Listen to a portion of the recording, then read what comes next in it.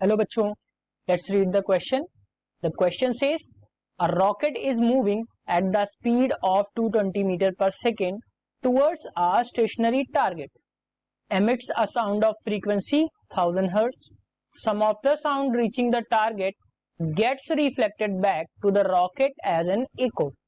The frequency of the echo is detected by the rocket is options 3500 hertz, 4000 hertz, option C 5000 hertz and option D 3000 hertz. Take velocity of sound is 330 meter per second. So अगर हम इस question की बात करें तो हम देखेंगे कि ये कोई एक रॉकेट है जो कि एक किसी भी सोर्स की तरफ बढ़ रहा है. दिस इज द सोर्स जिसके अपना एक टारगेट है और which is stationary, that is not moving, यानी कि इसकी अगर हम वेलोसिटी की बात करें तो वो होगी 0.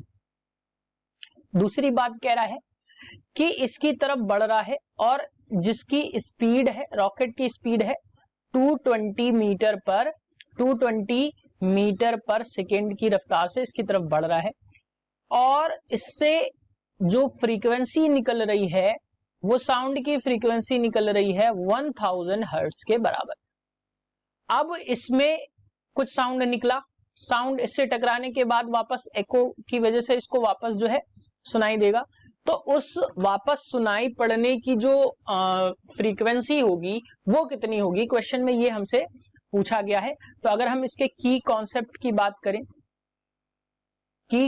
की बात करें तो याद रखिएगा इसमें क्या होता है कि जो फ्रीक्वेंसी होती है ऑब्जर्व्ड फ्रीक्वेंसी जो होती है वो होती है फ्रीक्वेंसी यानी initial frequency into velocity of sound upon velocity of sound minus velocity of source.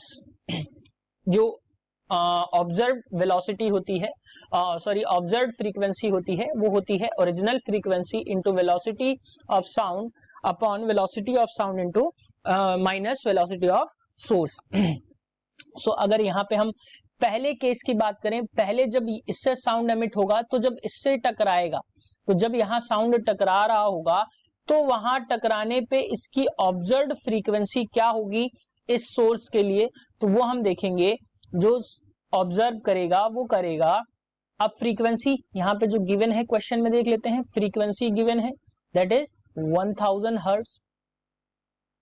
Velocity given है वो कितनी गिवन है 220 मीटर पर सेकेंड. और जब हम इस और जो वेलोसिटी ऑफ साउंड है वो भी गिवन है 330 मीटर पर सेकेंड.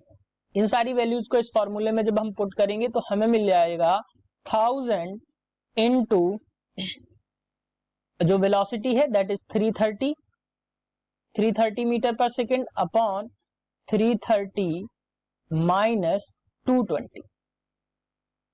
तो जब हम इसको सॉल्व करेंगे तो ये हमें मिल जाएगा 3000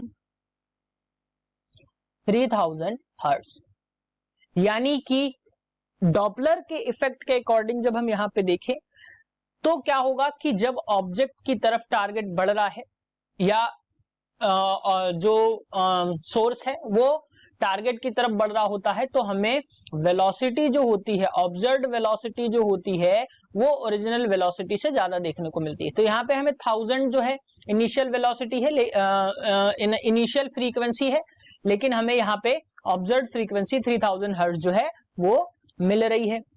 अब दूसरे केस में जब यहां से साउंड यहां पे आ चुका है, अब दूसरे केस में क्या होगा, अब जो टारगेट है वो सोर्स का काम करेगा और जो रॉकेट में दोबारा से जाएगा. तो यहां से अगर हम इसको नेक्स्ट स्लाइड में देखेंगे तो जब दोबारा से फ्रीक्वेंसी टारगेट पे जाएगी, यहां पे अगर हम देखें ये रॉकेट था, तो रॉकेट में जब हमने देखा कि यहां से फ्रीक्वेंसी निकली 1000 हर्ट्ज की और यहां पे जो ऑब्जर्व हुई वो 3000 हर्ट्ज की ऑब्जर्व हुई, निकली थी 1000 हर्ट्ज की, ऑब्जर्व हुई 3000 हर्ट्ज की.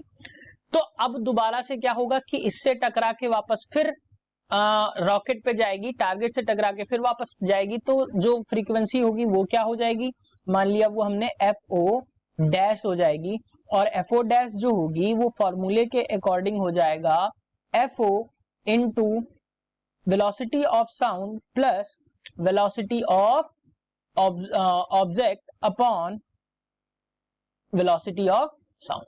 सो अगर हम इस फॉर्मूले में ऐड करें जो कि आई थी 3000 hertz into velocity of sound 330 plus velocity of object जो कि ये 220 मीटर पर सेकेंड से जा रहा है, तो यहाँ पे क्या हो जाएगा 220 meter upon velocity of sound that is 330। जब हम इसको फर्दर सॉल्व करेंगे तो यहां से हमें मिल जाएगा 5000 हर्ट्ज। तो जो एको सुनाई देगा, जो वापस आके एको रॉकेट में सुनाई पड़ेगा, उसकी फ्रीक्वेंसी होगी 5000 हर्ट्ज। सो ऑप्शंस पे देखेंगे, option C is the correct answer for this question. Hope you understood it well. Best of luck.